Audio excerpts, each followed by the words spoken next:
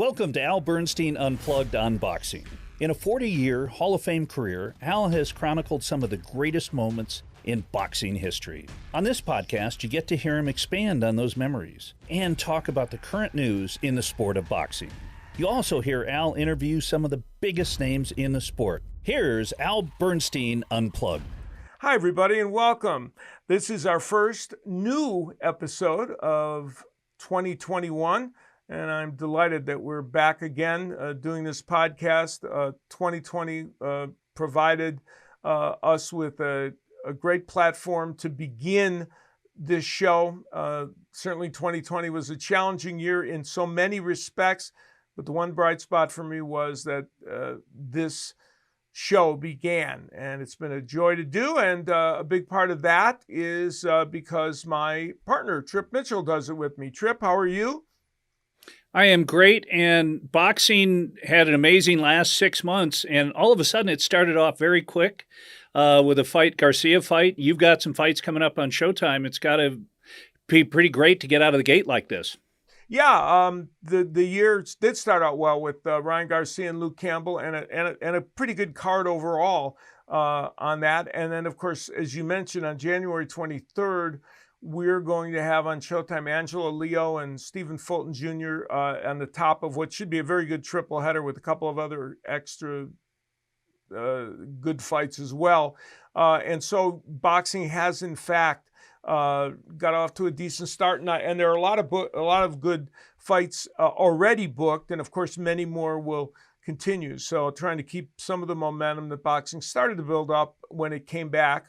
And I should mention also, by the way, that on this show, I'll be talking to Christy Martin, the Hall of Famer, who is, of course, one of the most iconic women boxers of all time.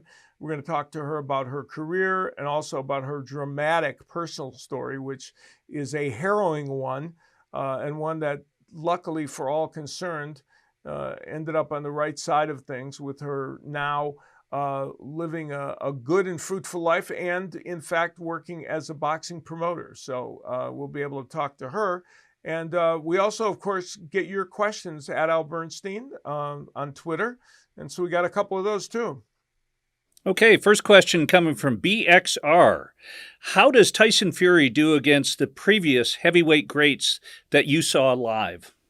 It's really an interesting question. You know, one of the things you have to take into account in comparing today's heavyweights to the ones from the past is the clear size differential. Now, size doesn't mean everything, but because of the height and reach and the physical attributes that a number of the heavyweights have now, it makes them sometimes a tougher matchup for fighters that may have been more skillful, but just are smaller and it would have disadvantages. Perfect example is if Tyson Fury fought Joe Frazier. I think Joe Frazier is a brilliant fighter and one of the great heavyweights of all time. But clearly, he's at a disadvantage because he'd be giving away inches and inches in height and reach against Tyson Fury.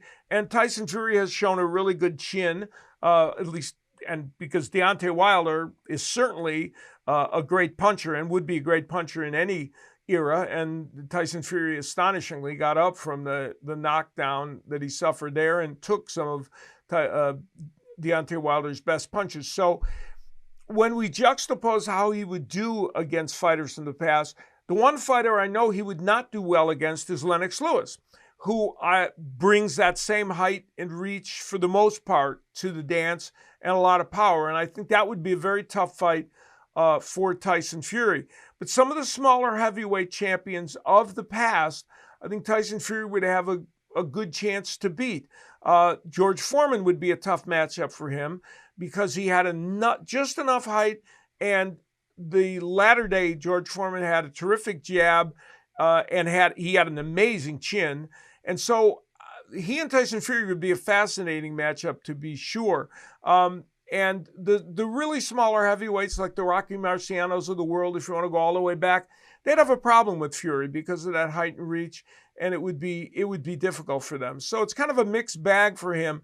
But there are heavyweights from the past that, because of his sheer size, I think he would do better against.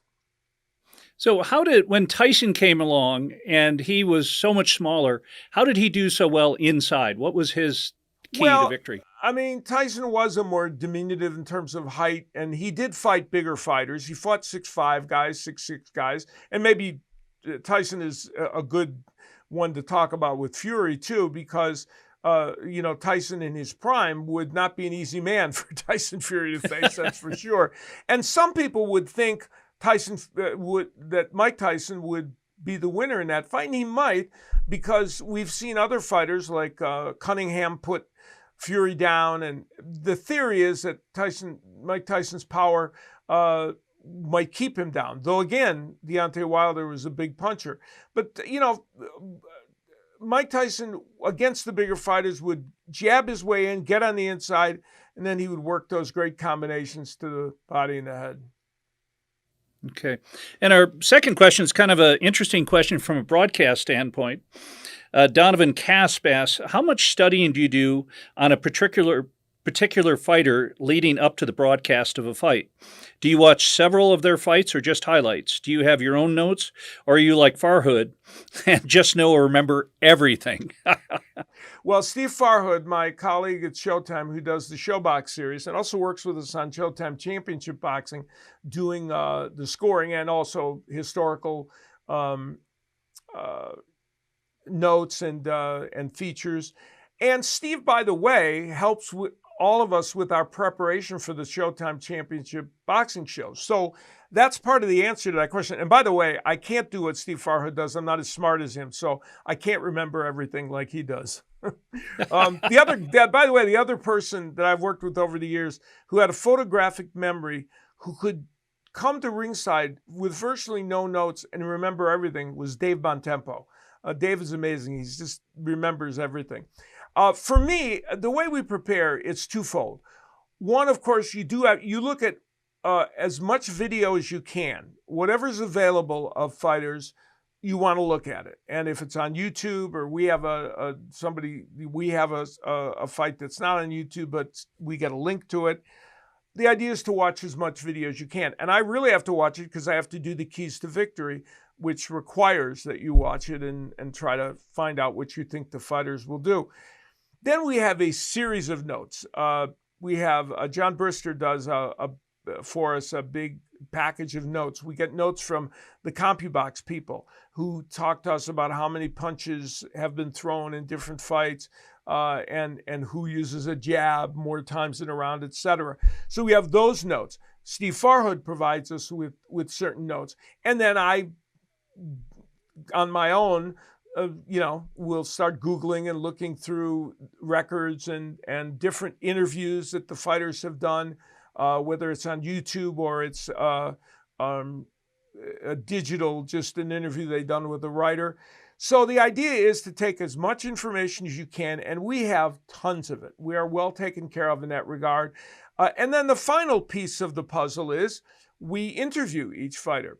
We have a fighter meeting in which we can interview them. So that way, after we've looked at all this material, we can ask them their thoughts on something. So we have a plethora of information, and any boxing broadcaster working for us or for a major TV network that doesn't go into a fight with all the proper information, that's on them, because it's all available. You just have to utilize it, and the amount of material you yourself have to unearth is really very little, but still you want to do that if you can, and I certainly try and do it as much as is humanly possible. So it's, preparation is, they say for every hour you're on the air, you need to do 2 hours of preparation, and that's probably an understatement, I think, of the process. Well, somebody that was prepared when she walked into the ring was Christy Martin, who was a professional champion who started out in tough woman contests, and graduated to professional boxing, of course, and had a 49-7-3 record in her long and illustrious career, and it landed her into the Hall of Fame, which she will be inducted into this coming year when they have the inductions for both 2020 and 2021. And she was a pioneer in women's boxing and certainly helped pave the way for some of the great stars of women boxing that we have now. And we had a chance to get her to do an interview with me. And here's my chat with Christy Martin. Christy, first of all, I'm delighted that you had a chance to join us today. I've been looking forward to getting a chance to chat with you after all the years of covering your matches and knowing you through all the years. And it's a journey that goes back, to the 1980s, before you became known as a well-known boxer. When you were getting involved in the sport, I know I've read a lot about how difficult that period was for you. How hard was it at that time when women's boxing was, really getting in the pioneering stages? How hard was it for you to get fights, to just be involved in the sport? These ladies that are in boxing now can only imagine what it was like for me back in the late 80s, early 90s. We had no tape on fighters. We didn't know if they had fought. A lot of my opponents had been in kickboxing before, right. Or maybe they did some form of karate or something. You had no idea. It was just, you got what you got when you got in the ring. So unlike today where you study tapes and all this and that, my whole thing, and I did keep this philosophy throughout my career, I had to worry about what I was going to do and let them worry about stopping what my plan was. And that came from early on, not having the tapes and not knowing what I was getting fight night. And it had to be hard just to literally get a fight. I mean, I'm sure getting on cards was difficult because in many cases they didn't know who to go find for an opponent. And what do you do? Absolutely. I mean, first of all, they don't want to put a woman on a fight card. Right. Yeah. They weren't too keen on having you in the first place, right? Right. Absolutely. They didn't want me on the first place. So, you cross over that hurdle and then, okay, now we have to find an opponent. And then, what if that opponent week of the fight falls out? Then where do you go? And that's still the problem today that I have with putting women on my fight cards. And then, replacing an opponent at the last minute is very tough. But it was so hard for me to fight that even in the early 90s, my mother promoted a show in Princeton, West Virginia, so I could have a fight. Oh, that's amazing. Wow. Goodness, it started to heat up after that. Well, eventually you would get with one of the most prestigious promoters in the sport, Don King. How did that come about? How did you end up with a connection with Don King, and how was he able to see the potential in you as a boxing star? I have no idea why he took the chance on me, to be honest. But my connection was Jesse Robinson, who was at the time was training heavyweight fighters for King. And Jesse was training a young heavyweight, Gerald Mitchell, in Daytona Beach, Florida. And Jesse came in and saw me sparring. And actually, I had long hair at the time, had it all up under my ear. And Jesse was like, "Who's that guy?" And the guys in the gym started laughing. And he was like, "What?" So he just started hanging around and showing up. And then he would tell me, "I'm going to take you to King. I'm going to take you to King." And of course, I'm like, Don King doesn't want a female fighter. But sure enough, one day he made a phone call to me. Jesse Robinson made a call and said, "King will see you." And I got in the car immediately. And at the time, I think his office was in Fort Lauderdale. Right. And went down to South Florida to see King. Never knowing. That's amazing. And you had a meeting with him, and he obviously got on board with it. Did you feel at the beginning, right from the beginning, that he was going to remain committed to it, because he did with you? I feel like that King treated me just like a fighter. Like I didn't get special. I feel like I got special treatment. Maybe somebody on the outside would say, "Oh, you're getting special treatment. You just didn't realize it." But I think he put me out there, and it was kind of like, sink or swim. You're on your own, Christy. I'm going to give you this opportunity, but you have to be ready and make sure that you can take advantage and make the most of this opportunity. Well, one of the turning points of your career, and I think you can make an argument for how people were kind of perceiving women's boxing, was your fight with Deidre Gogarty, which was an amazing match. And I urge anyone, if they can find it on YouTube or wherever, to go take a look at it, because it really was pretty extraordinary. you guys got a standing ovation from the crowd after the fight. And it was, I think, something that kind of put you on the map and made people understand, even more so, and made people understand that women's boxing could be very entertaining. Absolutely. I mean, to me, that was the fight that put women's boxing out there. We were, fortunate enough that Mike Tyson was there, but we fought like 2 fights before Tyson. So, Yeah. just about the time people were starting to get in their seats and get settled in to watch the fight, it was us. And I've heard so many stories from people say that they were pushing each other, or the guys in the green room back in the back were all like walking to the back, and they didn't want to watch 2 women fight. And then as the fight heated up, all of a sudden, they're like elbowing the women out of the way. They want to get back to the front of the room so they can see the fight. So, actually after that fight, I went to my hotel room, and my room phone was full of messages. And it was full of messages from people like the Jay Show, the morning shows, and all these like really famous stuff. And I almost started crying. I was like, why could somebody be so mean to me and make all these pranks? And so my PR guy from Showtime at the time, and he's like, Christy, it's not a joke. You need to get down here. You wouldn't believe, you are the buzz at the Jim Grand. They're not talking about Tyson. They're talking about you guys and how awesome a fight you put on. Pretty amazing. You thought they were prank calls, now, as I think one might expect, for sure. So you were having this excellent career, but the darker side of things was that through the years, your husband, James Martin, who was very much a part of all this and a dominant figure in many respects, was creating a different alternative, a different universe for you that wasn't as pleasant as the success you were having in boxing. And finally, on November 23rd, 2010, your life would change dramatically on every level when he attacked you and stabbed you multiple times, shot you, and literally left you for dead.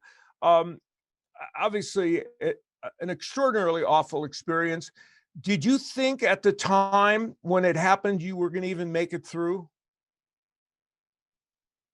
As I went back that day, and Jim had been telling me for 20 years, if ever I left him, that he would kill me. And when I went back home that day, I knew that that's what was going to happen. He was going to kill me. But I was to that point in my life that, number one, it really didn't matter. I was that low. It didn't matter to me if I lived or died. And basically I was ready to die. So, but also I was never going to be that person that lived looking over my shoulder the entire time, waiting for him to attack me or shoot me or kill me or whatever. I just couldn't be that person.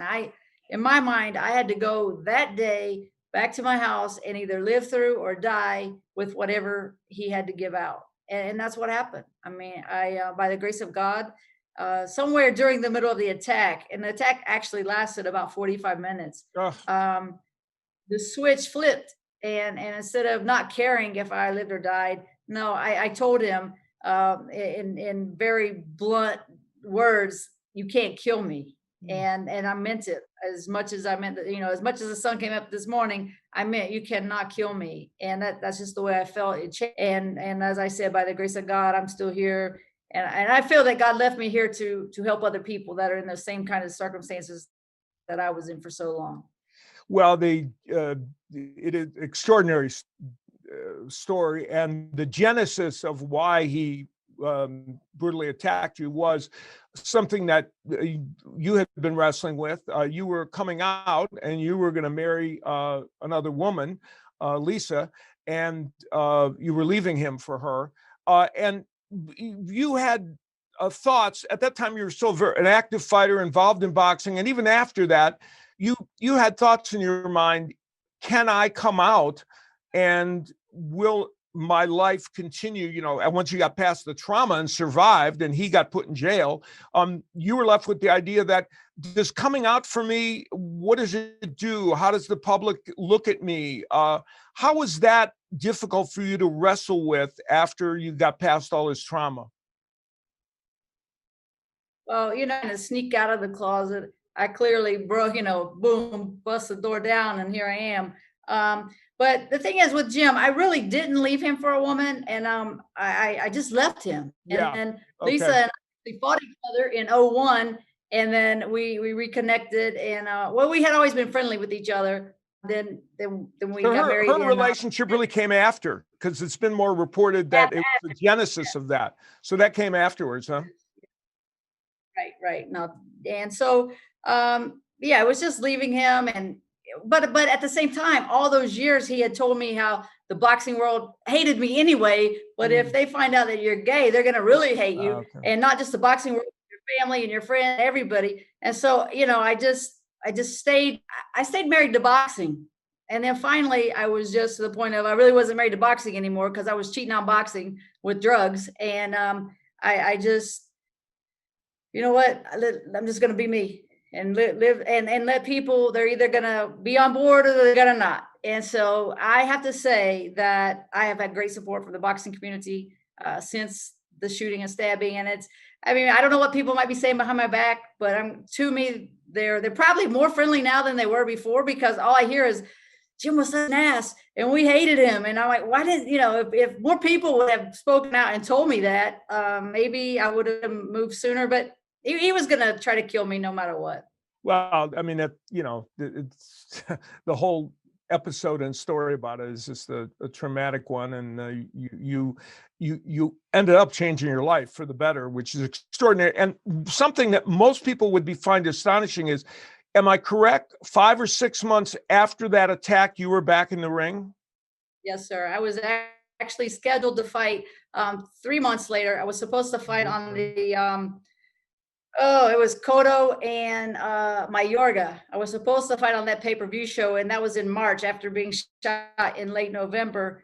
But Miguel Diaz was training me at the time. I was in Vegas and sparring with a young amateur kid. And Miguel really wanted to get at me because he wanted to make sure I was okay mentally, and not thinking that the rib that Jim had shot me through was maybe still damaged. And he hit me on the rib, broke the rib too.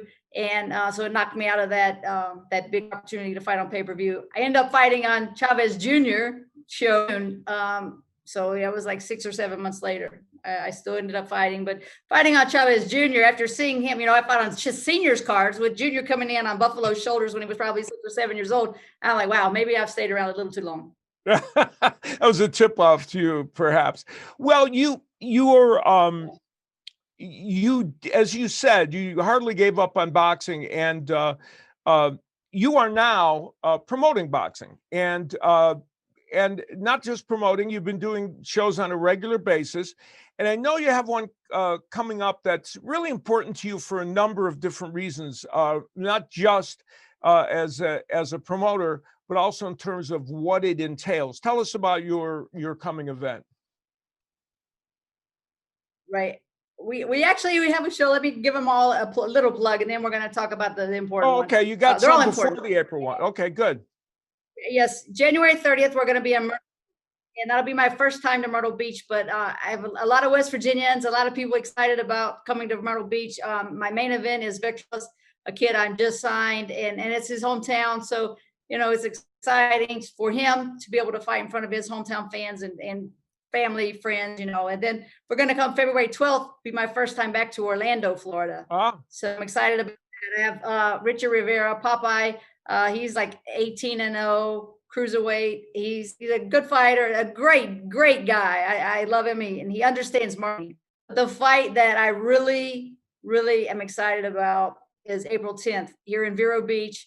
We're doing a black tie affair for domestic violence awareness, where it's fundraising, and we're only going to do about 4 or 5 fights. They'll be, very competitive, good fights, but we're also going to have a little memorabilia auction. We're going to have a couple people come in and speak that between fights, so they're only going to talk maybe 3 to 5 minutes, but just to make it an event and make it an event that people want to come to the next year, and just to bring more to domestic violence. And as I tell everybody, my whole thing is domestic violence isn't always about bruises. If I would have had bruises and black eyes and cuts and things, I could have gone to my dad and said, look what's happening to me. I could, but because Jim's abuse was more emotional and mental and control, it's harder to explain, and it's harder for someone that hasn't been in that situation to understand it. Because an example is every time something good happened. I mean, I'm on the cover of Sports Illustrated. I'm so excited, and Jim wants to just like bust my bubble and tell me how it's because of him. I mean, no, it wasn't because of him. It was because Deirdre Gogarty and I had a hell of a fight. That's why I was on the cover of Sports Illustrated.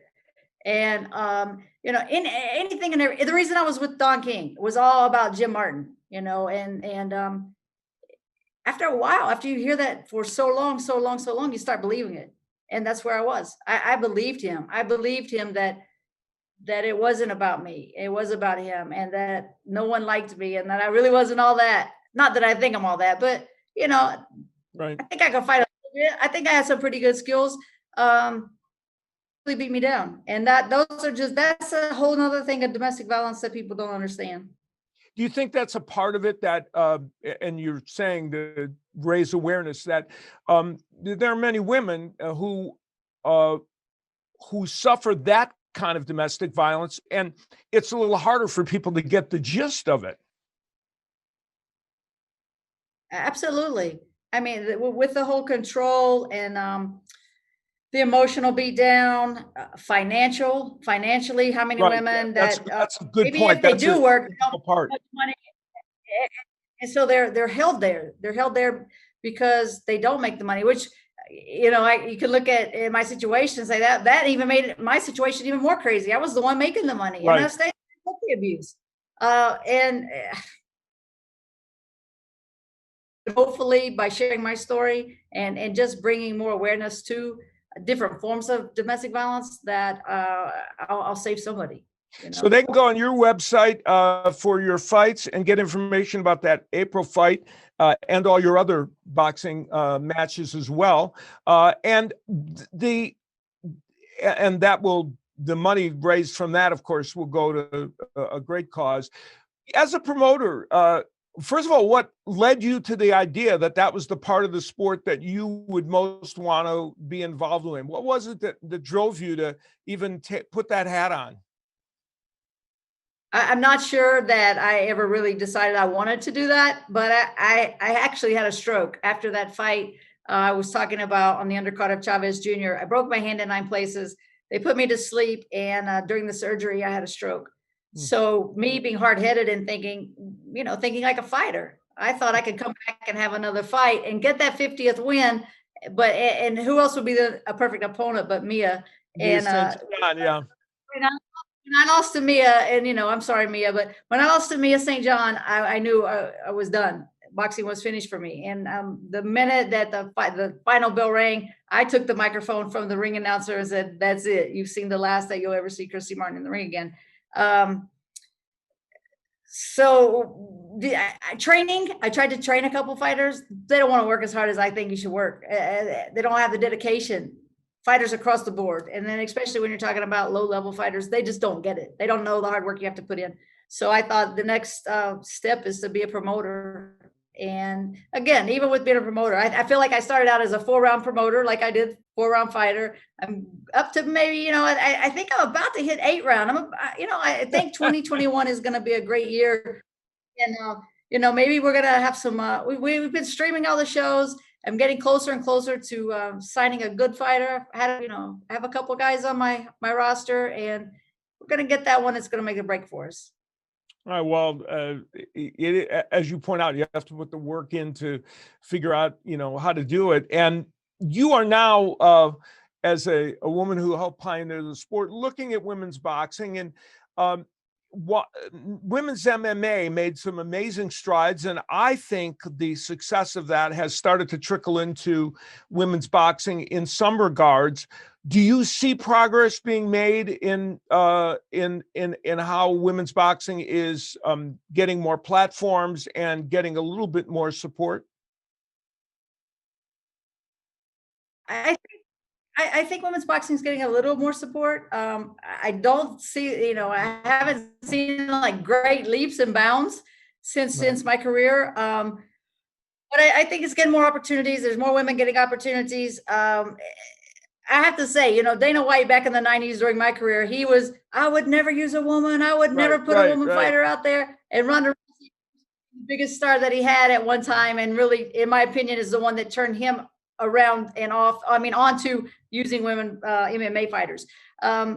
But they're doing great over there with the MMA. And I wish we need that personality in women's boxing. It's not just about, as you know, it's not just about how good you fight. You have to be able to market yourself, connect with the fans, and they have to want to see you fight. And I think we're still trying to find that. Maybe it's Katie Taylor. I don't think we've seen her enough. But so far, that's what we're missing for women's boxing. Yeah, and next week, in fact, on our next show, I'm going to have Amanda Serrano on, who's the fine champion, and we're hoping that she and Katie Taylor will hook up at some point. They were very close to making that fight before, and that would be a match certainly that would be of interest to people. You must feel some sense of pride, though, when there are times when we've seen some women's boxing that has taken center stage. And when you see it, I imagine you get a certain feeling like, hey, I played a hand in that happening.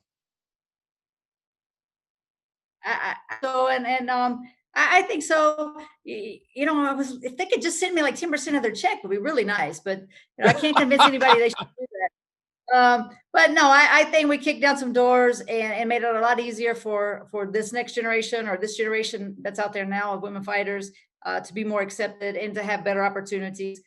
So yeah, of course.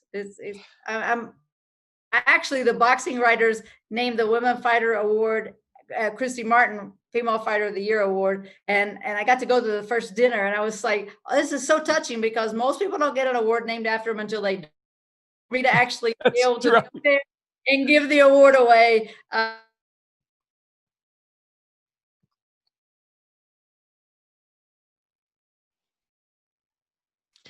And I would be remiss without congratulating you for being a Hall of Famer now. You are now a Hall of Famer, which is extremely impressive, and congratulations for that. That's very exciting. I mean, way back in the day, 1996, I was the Grand Marshal for the parade, but that was, the fight with the Gogarty fight had happened in March.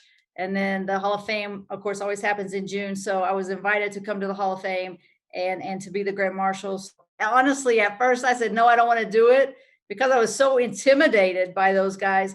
But I'm so glad I did. And I got the opportunity to meet guys like Carmen Basilio, Willie Pep, Archie Moore. I mean, of course, Frazier and Hagler and Hearns and all those guys. That's something that, money can't buy. That doesn't matter. You can't buy those experiences. No, that's for sure. Well, I wish you the very best in your promoting endeavors. People go online. We have your website up there, and they can go on and check out the matches you have upcoming. Obviously, 2021, with hopefully we'll be getting past the restrictions of the pandemic, and hopefully people will start getting healthy enough for us to do that. And that will help for your endeavor as well as everybody else's. And wish you the best in this new occupation of yours. And anything I can do, I want to be supportive of it. And I really appreciate you coming on board for the show. Thank you so much. And I'm sure I'll see you ringside here in the near future. Absolutely. Take care, Christy. So it was an interesting conversation, to say the least, with Christy Martin. And even just hearing her revisit all the harrowing experiences she went through, suffering, a murder attempt by her husband, was fairly dramatic, even now, hearing her talk about it. It's amazing. And she is such a great interview. She she does not hide anything. When you're talking to her, it is there's no emotion left unturned. No, she tells you, and some of it she says kind of matter-of-factly in a certain way, but she is open about about her life and what has transpired. And the good news is that she came out the other side of it now, as we talked about, has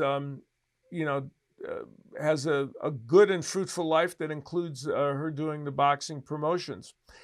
We get your questions on Twitter at Al Bernstein. We want you to keep sending them. And we got a couple more to answer, don't we? We do. Kevin McTeague asks, how does Ryan Garcia match up against Davis, Haney, and Lopez in an amazing division? Yeah, that's an interesting question. You know, Ryan Garcia, of course, with that win over Luke Campbell, in which he got up off the mat to win the fight and to knock out Luke Campbell, to stop him with a body shot that was resounding and made some people think of the body shot that Bernard Hopkins landed that knocked out Ryan Garcia's promoter, Oscar De La Hoya, some years ago, which is ironic. And, you know, Ryan Garcia at age 22 showed us a lot in that fight. He showed us poise and grit against a very good fighter in Luke Campbell, a fighter who is like, you know, a notch down from the top 4 or 5 lightweights, but a very good fighter who went the distance with Lomachenko and Jorge Linares, 2 terrific lightweights. And we did find things out about Ryan Garcia, but we know that at age 22, he's still a little bit of a work in progress. And the question is, can he immediately jump in against those men that were mentioned in the question? He is the mandatory challenger now, or one of 2 mandatory challengers, to Devin Haney, who is also a young fighter, who, by the way, also is somewhat untested against A-level opponents, though he has a title. And so the question is, can Ryan Garcia, the power puncher, deal with Devin Haney, the very slick boxer? Certainly, the fast hands of Devin Haney and the combination punching will be an issue for Garcia, and he's going to have to walk down Devin Haney, and he's going to have to cut the ring off on him. And the question is, will Devin Haney be able to deal with the kind of one-punch power that Ryan Garcia has? We may get to see that fight in 2021, and I hope we do. It would be, I think, a very interesting matchup. As to the other main lightweights, Gervonta Davis and Teofimo Lopez, they bring a different challenge to Garcia because they, too, are big, powerful punchers. We know that Davis is a superb puncher. We just saw him get a knockout of the year against Leo Santa Cruz, albeit a Leo Santa Cruz who's moving up in weight. But still, we've seen Gervonta Davis's power at 130, and we believe it will translate at 135, even against other 135-pounders. That remains to be seen, but he can punch. We know that Teofimo Lopez can punch well at 135. He knocked out Richard Comey, who was a top lightweight, and showed power in spots against Vasily Lomachenko, who, of course, also was stepping up to 135. So Lopez and Gervonta Davis present a different challenge for Garcia. Garcia was knocked down by Luke Campbell. He did get up, but Luke Campbell is certainly not the power puncher that Teofimo Lopez is, or even Gervonta Davis.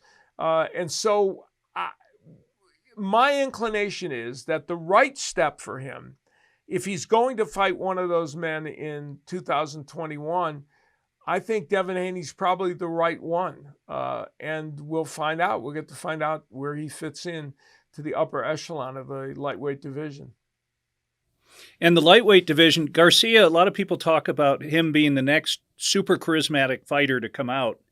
And he's surrounded by some great talent in the lightweight division. Could that division be the welterweights of the 1980s potentially? Yeah, you know, all of those fighters, Devin Haney, Teofimo Lopez certainly, Gervonta Davis certainly, and Garcia, they all bring, I think, something special to the dance. And all of them have, pretty dynamic, for the most part, dynamic personalities, and they're also, exciting in the ring. So I think that division has the potential to be a very, very special one.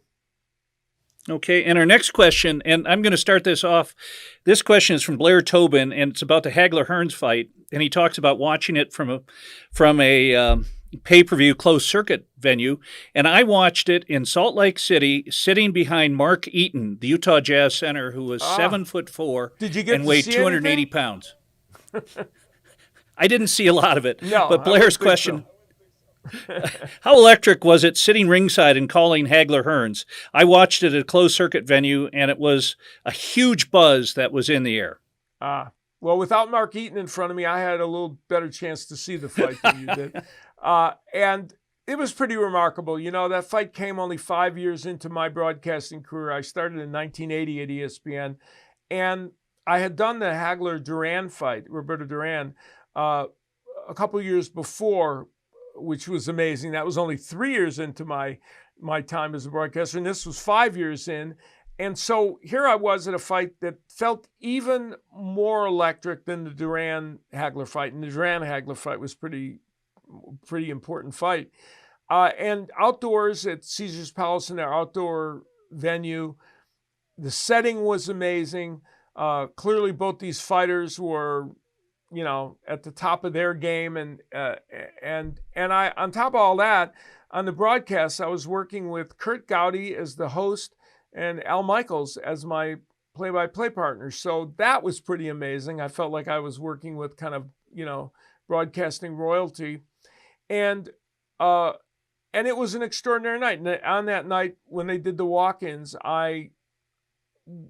when they both got into the ring, for just a moment, I took my headsets off, and I just looked around to get the feel of the moment. And how extraordinary it was. And since then, I have done the exact same thing at every single fight I have broadcast, because I want to get that moment. I want to drink that in, understand how lucky I am to be sitting there and doing it, and just feel the moment. And it started, you know, at that fight. And of course, what ensued in that match was so dramatic and so exciting that it created certainly one of the most exciting nights that I've had in my 40-year career. And it's a night that I will never, ever forget for sure. Well, we have a chance. We want to certainly talk about Tom Yankello. Yeah, we do want to talk about Tom. Yeah, Tom Yankello, who in his World Class Boxing channel, which is a terrific channel that you guys get to see, not only videos that talk about the how-to of boxing for young amateur boxers, but also, you know, some of what he puts out there gives you tips and hints about how famous boxers go about their business and what they utilize in the ring. And you can both learn about boxing and be entertained over at Tom Yankello's World Class Boxing channel. So head on over there when you get an opportunity on YouTube to see that. I was going to say that we're going to be privileged in our next show to talk to current day women's boxing champion Amanda Serrano, who is a terrific fighter, multiple time world champion, and a delightful person. And we're going to get a chance to visit with her about her career and the state of women's boxing right now, and male boxing as well. She has many opinions on the overall boxing scene. And we're going to get a chance to visit with her next time on Al Bernstein Unplugged. So, Trip, I'm happy that we got to start out with a new episode for 2021, and this should be a fine year. It should. And I'm going to sneak in one more question, if you don't mind. Oh, okay, go ahead. This is such a great question.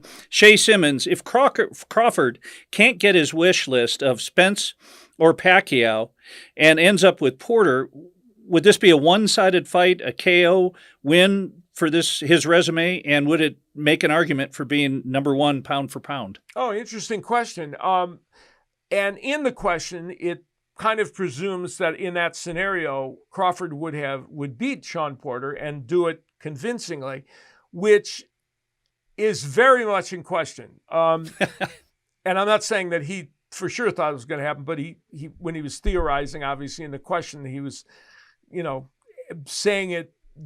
How would that enhance Crawford. The actual doing of it would not be easy.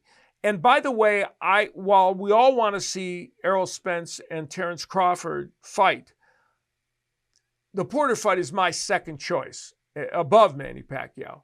I think that Sean Porter is a handful for any welterweight in the world. And by the way, is capable of beating any welterweight in the world. And that includes both Spence and Crawford. His fight with Errol Spence was razor thin. Could have gone either way. He fought brilliantly in that fight. He would, in my opinion, be a true challenge to Terrence Crawford. And it would be very interesting to see how that fight played out. If Terrence Crawford were to beat Sean Porter, in my opinion, it would enhance him because Sean Porter would certainly be the best welterweight that Terrence Crawford has ever faced by a country mile. And so if he got a chance to fight him, and if Terrence Crawford beat Sean Porter in any way, shape, or form, whether it was a close win or it was a dramatic win, and if it was a dramatic win, that would certainly enhance his standing and his feelings about being the best pound for pound, and maybe and if that were true, the best welterweight, pending his fight with Errol Spence, it would be dramatic for Crawford. So yeah, I think a win over Sean Porter, if he got it, would be big. And as I say, the Sean Porter fight is my second favorite fight for Terrence Crawford after the Spence fight, which we're all hoping for in 2021. So we did get all the questions in, and good for you for making sure that I didn't skip somebody. That's your special talent, Trip. You got to keep me on the straight and narrow. Anyway, our thanks to Chris and everybody at Let's Do Something Productions for making this show possible. Thanks to you, Trip, for your fine work co-hosting. And we'll see you next time with our special guest, Amanda Serrano.